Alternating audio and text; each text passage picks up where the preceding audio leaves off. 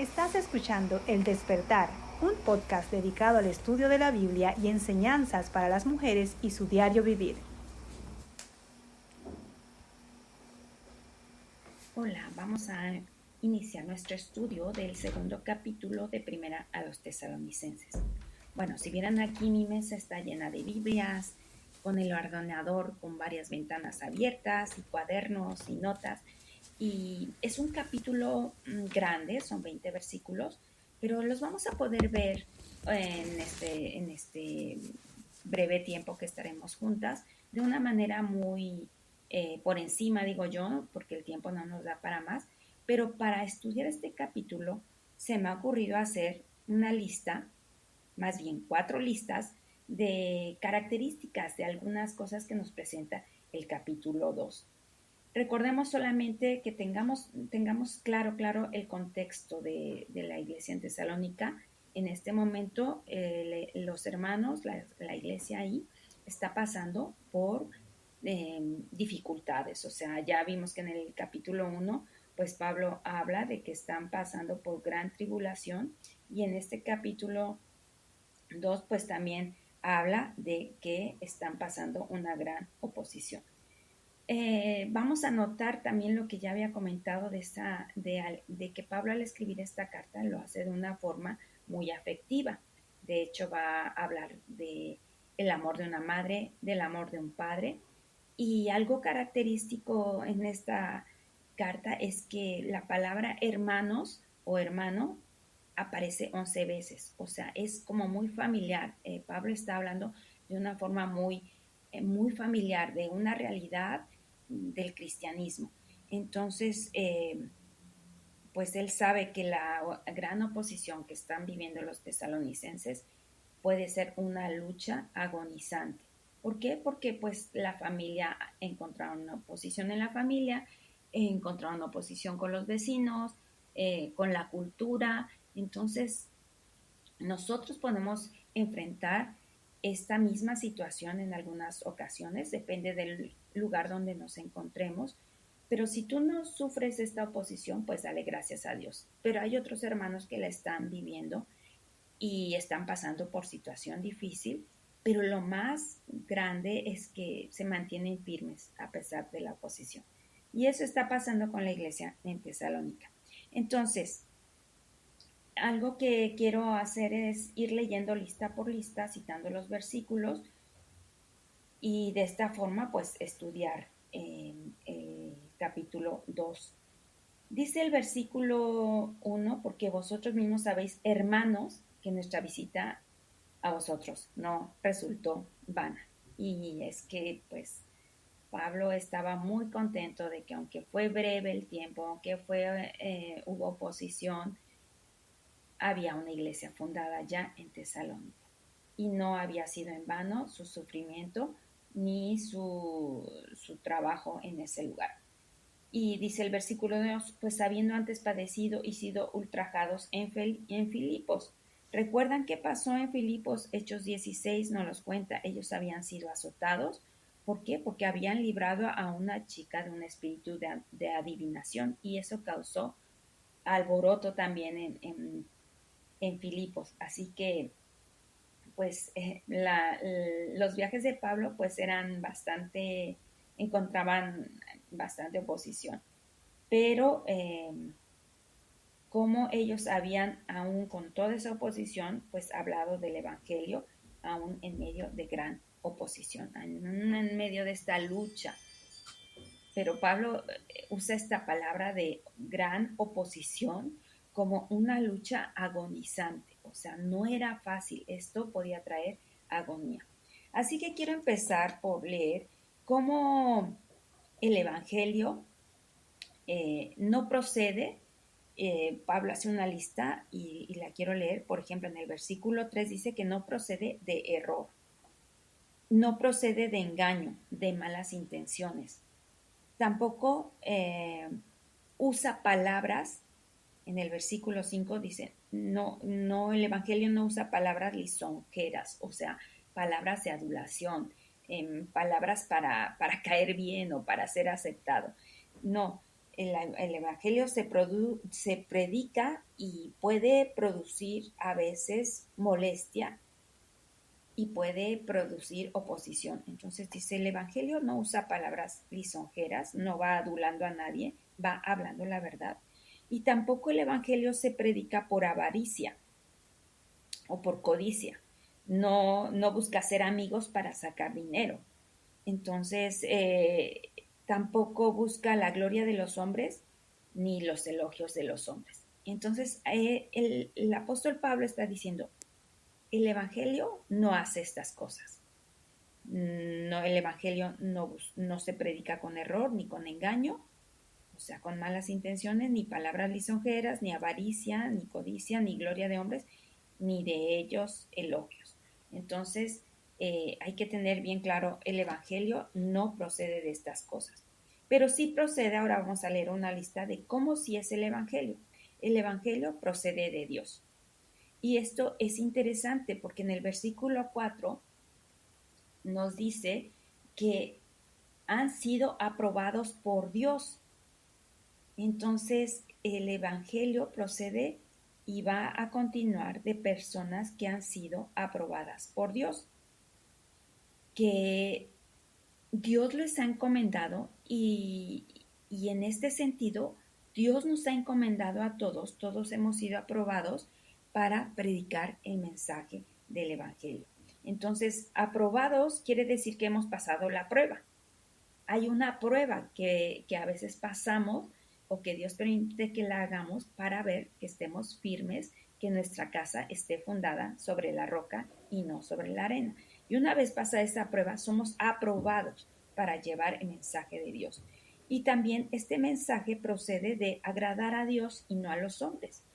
Nuestra principal meta no es agradar a los hombres, sino agradar a Dios. También, pues Dios examina los corazones, dice el versículo 4, que prueba nuestros corazones. O sea, Dios ve más allá de la apariencia, del intelecto, ve el corazón. Y ya esto lo tenemos muy claro, ¿no? Dios no ve lo que nosotros vemos. Dios examina el corazón.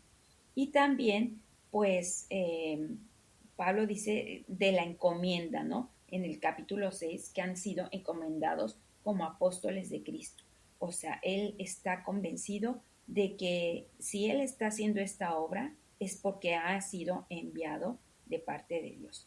Y tenemos que estar también nosotros muy seguros de esto. Nosotros cuando predicamos, lo hacemos porque Dios nos los ha mandado. Ir por todo el mundo y predicar el Evangelio. Entonces, cuando nosotros anunciamos el Evangelio, lo estamos haciendo porque es nuestra labor, es nuestra tarea y Dios nos ha enviado a hacer esto.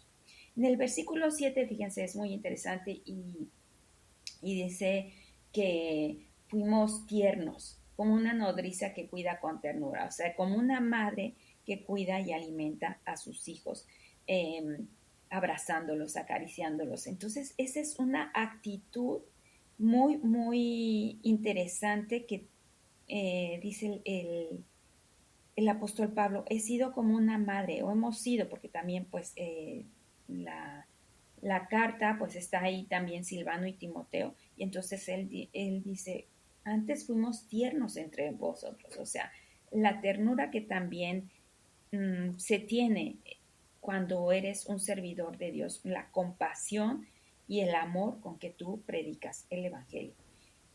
También el Evangelio pues está centrado en el amor desinteresado. No solo predicar el Evangelio por hablar, sino va lleno de amor, porque dice en el versículo 8 que él hubiera entregado su propia vida. O sea, hubiéramos querido entregar no solo el Evangelio de Dios, sino nuestras propias vidas, porque habéis llegado a sernos muy queridos. Entonces, el mensaje del Evangelio va cargado de amor, no de condenación, no de enojo, no de furia, ni de ir pensando, pues, ojalá y se vayan al infierno por malos, no, sino por malos tengo que amarlos porque Dios los ama como me amó a mí. Y va cargada el Evangelio de mucho amor. También el Evangelio es un esfuerzo para no ser carga. En el versículo 9, Pablo dice cómo trabajó de noche y de día para no ser gravosos. Y esto, estudiando un poquito acerca de qué se estaba refiriendo Pablo, pues estudiando ahí me encontré que muchos filósofos griegos, acuérdense que estamos hablando que la iglesia en Tesalónica está en un contexto de cultura griega, y los griegos tenían mucho la costumbre de recibir filósofos entre ellos y escuchaban a muchos maestros. Entonces, pues Pablo hace referencia a esto, que muchos de esos maestros pedían dinero por sus enseñanzas, cobraban. Y lo que el apóstol Pablo está diciendo, que ellos lo estaban haciendo por amor. Trabajaron con sus manos, y sabemos que el apóstol Pablo muchas veces trabajó haciendo carpas o tiendas de campaña con sus propias manos para no ser confundido también con uno de esos falsos maestros griegos que se presentaban muy a menudo en la ciudad. Así que así fue llevado el Evangelio, no siendo una carga. Ahora, esto no nos exima a nosotros de colaborar con aquellos que predican el Evangelio. Pablo lo que está haciendo, como es la primera vez que llega el Evangelio a esta ciudad, pues quiere mostrar que no es como los otros maestros. Pero esto no quiere decir que no colaboremos con aquellos que se dedican a la predicación del Evangelio. En el versículo 10 también dice de su testimonio. Hay una evidencia de cómo estos hombres han sido consagrados y leales a la santidad de Dios, a ser santos, a ser sinceros y a ser intachables. No quiere decir que Pablo era una persona perfecta, pero sí que no había cosas que acusarle. Todos nos podemos equivocar, todos podemos hacer cosas que a lo mejor nos salen y sin querer, como el apóstol mismo Pablo decía, lo que no quiero hacer, eso hago, y lo que quiero hacer, no hago. Entonces a veces tenemos esa lucha, pero sí que hay un testimonio, ¿no?, de santidad, de ser sinceros e intachables. Hasta hablando del versículo 10, de no tener nada que acusar. Eso se define así como la palabra irreprensible, que no haya una acusación de que no estás haciendo las cosas correctamente. Entonces, en el versículo 11, ahora como hablo de cómo una madre cuida a sus hijos, ahora va a hablar de cómo un padre exhortando y consolando a cada uno de los creyentes. Y como un padre exhortando. La palabra exhortación, aunque a veces suena como regaño, su origen en la palabra es como dar un consejo para bien. O sea, yo cuando exhorto a un hermano, no es que lo voy a regañar con un dedo acusador, sino que le voy a dar un consejo para que cambie a bien. Entonces, la palabra exhortación es muy, muy interesante. No se trata de machacar a alguien, sino de aconsejarle de buena manera para que cambie de actitud. Y también confortando, dice ahí el versículo, confortábamos a cada uno, y esto es dando reposo también a cada uno, animando, dando palabras de ánimo. Sí, la lucha era fuerte y agonizante, pero por eso es importante la comunidad, porque ahí nos animamos unos a otros, y es bien bonito cuando en la iglesia encuentras el apoyo en medio de la lucha. Hay gente que está orando por ti y hay gente que te está apoyando y que te está dando palabras de ánimo. Versículo 12 también nos habla de esta característica de que debemos andar como es digno. Y esto es importante, que encargamos, dice el versículo 12, y os encargábamos que anduvieses como es digno de Dios, que os llamó a su reino y a su gloria. Entonces, es un andar cotidiano, es un andar día a día, momento a momento, hora tras hora, no solo de unas cuantas horas el domingo por la mañana o el martes o el viernes, sino un andar en tu día a día, como es digno del reino de Dios y la gloria. Y bueno, ahí a mí me hace pensar en las características de los hijos del reino que Jesús habló en Mateo capítulo 5 al 7. Ahí podemos ver el carácter de los hijos del reino y estudiarlo también. Pero debemos andar continuamente sabiendo que la palabra obra y sigue obrando. ¿Recuerdan ese pasaje de Isaías 55 que dice que la palabra del Señor no volverá vacía, sino que hará lo que Él quiere que haga? Y la palabra de Dios, por eso hay que seguir estudiando, y qué bueno que estáis aquí oyendo esto, que de algo os puede servir aprender un poquito más de la palabra.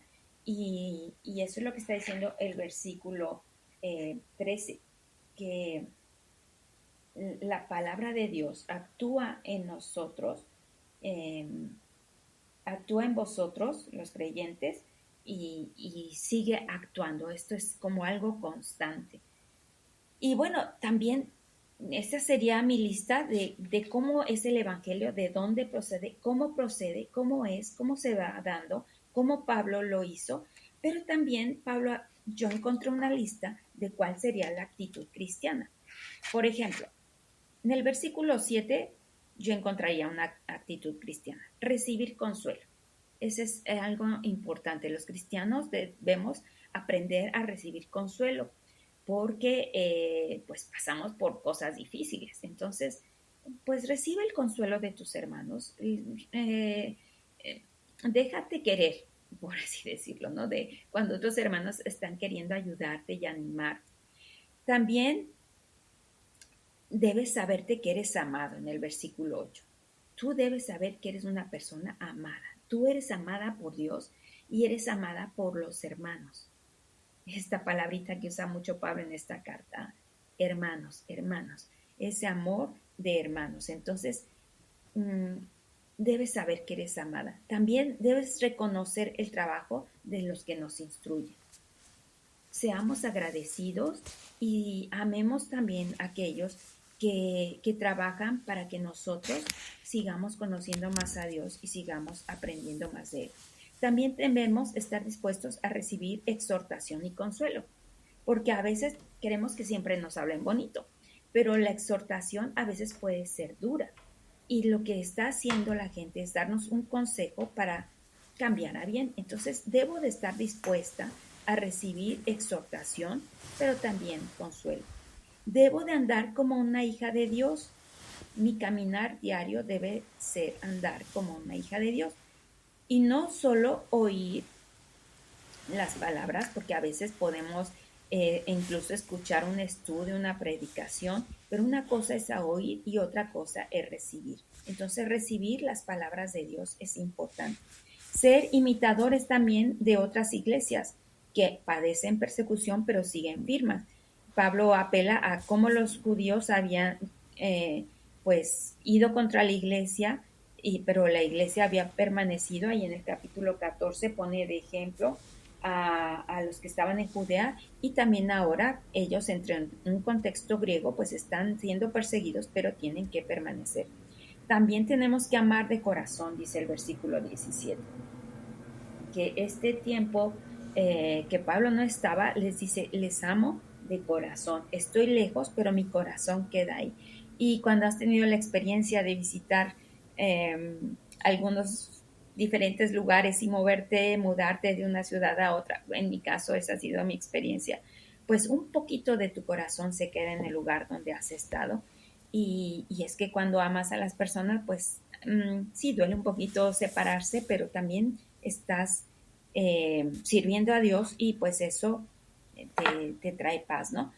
Y el versículo 18, no debemos sorprendernos que Satanás, nuestro adversario, bloquee nuestro andar con Cristo. O sea, la palabra que se usa ahí, nos estorbó, porque Pablo quería regresar a ver y a los tesalonicenses, y dice: Satanás nos ha estorbado. Y es como poner obstáculos en el camino, pero nuestra tarea es superarlos. Va a haber obstáculos, pero esos obstáculos, en vez de que nos dejen tirados, vamos a usar esa piedra que obstaculizó para subir a más. Así que Esta es una realidad también del cristianismo, que el adversario pone obstáculos y el trabajo que hacemos tiene su recompensa. Esa es la esperanza, hay una recompensa. Pablo en el versículo 19 dice, pues, que ellos son la esperanza, la corona con la cual se puede gloriar porque ellos han escuchado el Evangelio de parte de Él y pues eso va a ser muy bonito cuando estemos en el cielo. Que alguien diga, mira, yo conocí el Evangelio por Él y te señalen, ¿no? Y va a ser, creo que, algo emocionante.